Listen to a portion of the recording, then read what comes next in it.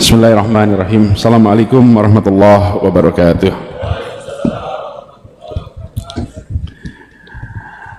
Alhamdulillah, alhamdulillahilladzi arsala rasulahu bil huda wa dinil haq liyudhhirahu ala dini kullihi wa kafa billahi syahidah. Asyhadu an la ilaha illallah wa asyhadu anna Muhammadan abduhu wa rasuluh la nabiyya ba'dah. Yang amat saya hormati, yang saya muliakan, Bapak Muhammad Jazir dan seluruh keluarga besar beliau. Yang saya hormati Ketua Umum Masjid Jogokarian Ustadz Agus Abadianto, dan juga yang saya hormati, yang saya muliakan Ustadz Salim Alfilah, Imam sholat subuh kita Ustadz Wafi, dan para jamaah sholat subuh Masjid Jogokarian rahimakumullah. Pagi ini saya sungguh bersyukur sekali bisa bersujud di Masjid Jogokarian yang legendaris ini, sebuah masjid yang menjadi contoh, yang menjadi rujukan bagi semua. Dan senang karena kembali ke Masjid Jogokarian sekaligus juga kembali merajut ikatan persaudaraan yang tersambungkan lintas generasi. Banyak yang tadi diceritakan oleh Pak Jazir adalah hal yang juga baru bagi saya, karena pada saat itu saya masih terlalu kecil untuk memahaminya. Jadi saya tadi mendengar ketika di kantor Pak Jazir cerita, Masya Allah ada banyak sekali catatan, dan ini menjadi hikmah bagi kita semua, bahwa apapun yang kita kerjakan hari ini bisa berdampak lintas waktu, dan mungkin anak dan cucu-cucu kita di kemudian hari yang baru mendengar ceritanya. Saya tidak pernah membayangkan bahwa di rumah Taman Yuwono, Taman Yuwono itu rumah kami di Dagen, Pak, Jalan Dagen, Sosro Menduran. Itu ada sebuah perumahan milik keluarga Haji Bilal. Jadi keluarga Haji Bilal itu, Bapak sekalian, pas kemerdekaan dulu ibu kota pindahnya dari Jakarta ke Jogja. Semua pejuang-pejuang itu pindah ke Jogja, tidak ada yang punya rumah, termasuk kakek kami nggak punya rumah. Haji Bilal menyiapkan rumah lebih dari 40 rumah, 20 di Taman Juwono, terus 20 lagi di belakangnya Malioboro Mall itu, dan ada beberapa tempat lainnya. Semua silahkan pakai tempatnya, dan disilahkan pakai sampai waktu yang beginilah kira-kiranya, tidak ada yang namanya hitung-hitungan, silahkan pakai, gantian pakainya. Nah, termasuk kakek kami yang hijrah ke sini. Itu Pak Jazir, almarhum Allahyarham Pak AR itu berangkat bersama Agus Salim dan lain-lain ke Timur Tengah untuk mengikhtiarkan pengakuan bagi Republik. Berangkatlah, meninggalkan istri dan 8 anak di Jogja, berangkat ke Timur Tengah. Perjalanan itu beberapa bulan untuk ke sana, sampai ke Kairo. Dan alhamdulillah di Kairo lewat perjuangan diplomasi yang panjang, keluarlah pengakuan de jure dan de facto bagi Indonesia. Itu adalah pengakuan pertama. Ada negara yang mau mengakui Indonesia. Yang mengakui pertama adalah Mesir waktu itu. Jadi kakek pulang ke Jogja membawa surat itu. Perjalanannya panjang, mampir ke India, mampir macam-macam, pulang sendirian.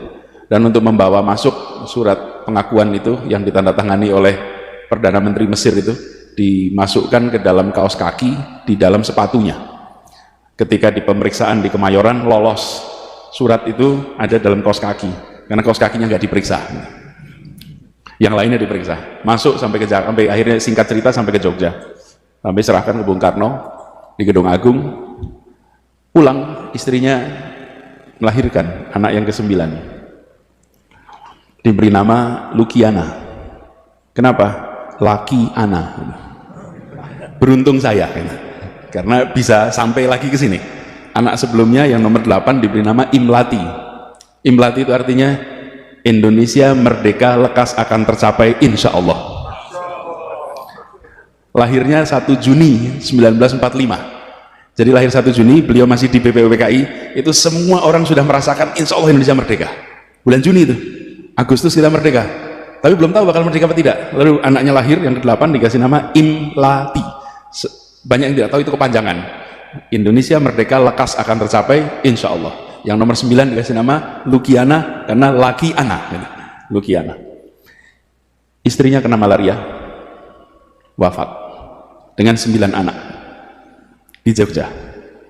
Sehingga kakek dan keluarga ketika Republik pindah lagi ke Jakarta, maka kakek kami dan keluarganya tidak pindah lagi karena beliau tidak ada istri, 9 anak dan bayi yang sudah ditemani oleh masyarakat di Jogja dengan support system yang luar biasa, sehingga diputuskan tidak kembali ke Jakarta dan terus di Jogja, dan akhirnya sampai akhir hayatnya berada di Jogja, dan saya jadi tumbuh besar di Jogja karena saya cucu kemudian tinggal tempat itu.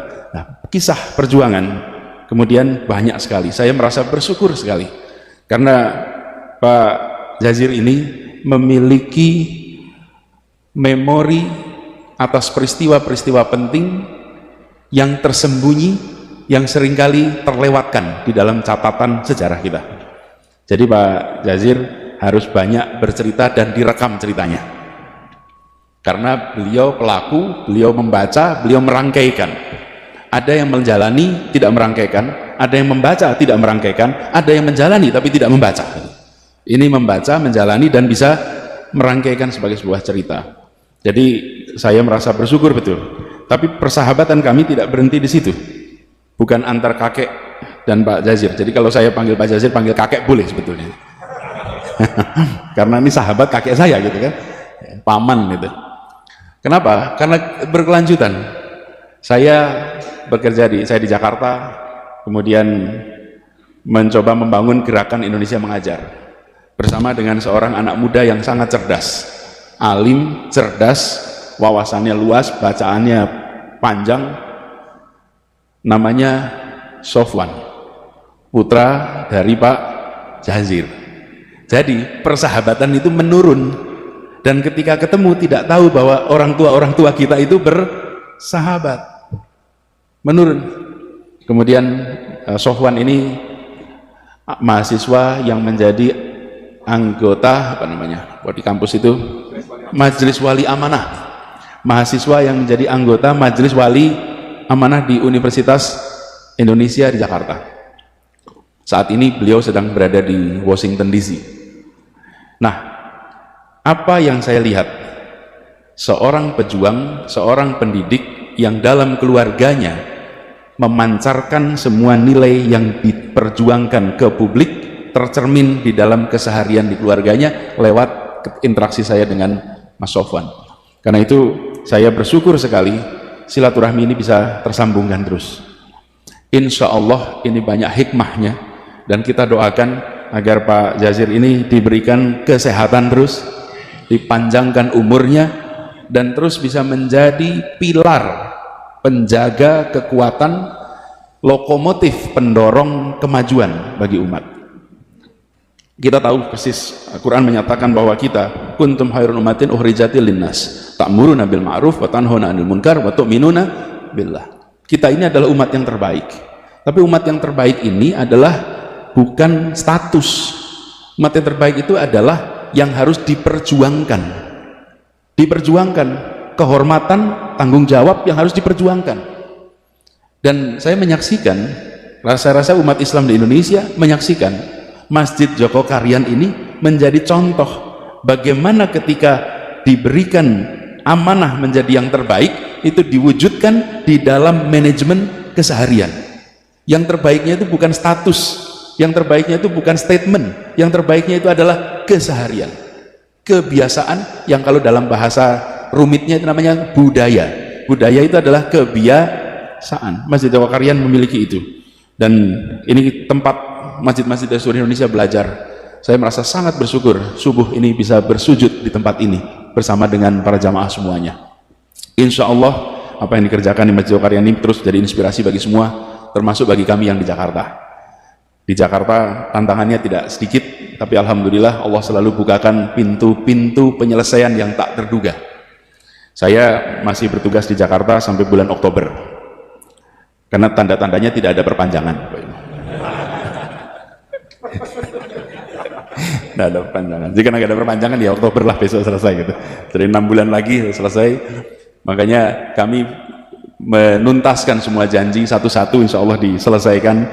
Dan kita berharap, kami didoakan agar semua yang kita kerjakan di Jakarta ini bisa menjadi manfaat bagi seluruh warga di Indonesia.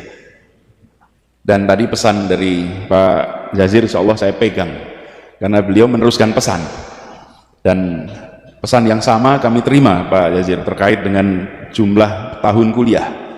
Jadi kalau ditanya SKS-nya ambil berapa, alhamdulillah ambil 24 SKS per semester, 24 per semester, 18 di dalam kelas, 6 di luar kelas. Jadi yang 18 itu yang tercatat di kantor akademik, yang 6 SKS itu tidak tercatat. Konsekuensinya lulusnya lebih lama. Tapi kita ini termasuk yang menjalankan prinsip kuliah itu bukan soal cepat atau lambat, tapi miskin atau kaya pengalaman. Tapi juga jangan terlalu lama, karena jadi semata-mata abadi. Itu ada istilah mahasiswa abadi ya. Cepat, bukan cepat atau lambat, tapi kaya dengan pengalaman. Bapak Ibu sekalian yang saya hormati, izinkan juga dalam kesempatan ini kami menyampaikan terima kasih, apresiasi pada Ustadz Salim Al-Filah, yang saya berkali-kali berharap bisa kedatangan beliau untuk bicara di tempat kami. Akhirnya malah kesempatannya mendengarkan langsung di sini gitu. Karena beliau jadwalnya padat, kami ingin sekali nanti suatu saat bisa bersama-sama, karena bukunya Ustadz Salim ini tentang Diponegoro itu sebuah inspirasi yang luar biasa. Kalau kita lihat, Diponegoro ini adalah salah satu pejuang yang kalau boleh kita runtut, Indonesia merdeka itu mungkin awalnya adalah Pangeran Diponegoro. Secara singkatnya begitu. Karena Pangeran Diponegoro melakukan perlawanan gerakan, karena sebelumnya belum ada perlawanan seperti gerakan Pangeran Diponegoro, Belanda mengalami kebobolan pembiayaan yang luar biasa. Ongkos menghadapi perang itu luar biasa. Perangnya hanya 5 tahun. Bahkan ada yang bilang itu 5 menit Pak. 1825 sampai 1830. 5 menit perangnya. Perangnya 5 tahun. Tapi ongkosnya buat Belanda luar biasa. Akibat itu muncul tanam paksa. Akibat tanam paksa muncul politik etis. Akibat politik etis muncul orang-orang Indonesia yang terdidik. Orang-orang Indonesia terdidik ini kemudian meraih kemerdekaan. Jadi kalau diruat tuntutannya, Ibnu Khaldun, seorang sejarawan, itu yang pertama kali mengajarkan kepada kita pendekatan namanya path dependence, jejaring ketergantungan dalam sebuah perjalanan sejarah. Peristiwa satu melibatkan peristiwa berikutnya, peristiwa berikutnya, peristiwa berikutnya. Jadi kalau diruntut, kenapa Soekarno dan kawan-kawan terdidik? Karena politik etis. Kenapa ada politik etis? Karena ada tanam paksa. Kenapa ada tanam paksa? Karena negara Belanda bangkrut akibat perang Diponegoro. Jadi perang Diponegoro menjadi awalan yang luar biasa. Dan cerita ini menurut saya penting. Jadi Ustadz Salim, kita di Indonesia ini punya banyak foto, tapi di rumah saya hanya satu lukisan yang saya pasang, lukisan Pangeran Diponegoro. Karena beliau yang dari Jogja ini menjadi penggerak inspirasi yang kita merasakan dampaknya sampai sekarang. Mudah-mudahan makin banyak yang nanti membaca, memahami, dan insya Allah bisa meneruskan perjuangan lintas waktu sampai dengan sekarang ini.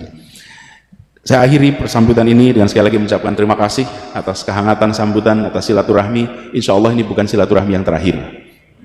Insya Allah kita diberikan umur panjang, bisa jumpa kembali di waktu yang akan datang, dan insya Allah puasa kita diterima, ibadah kita di bulan suci Ramadan ini dilipat gandakan pahalanya, dan kita berhasil meraih derajat mutakin. Billahi taufiq wa hidayah. Assalamualaikum warahmatullahi wabarakatuh.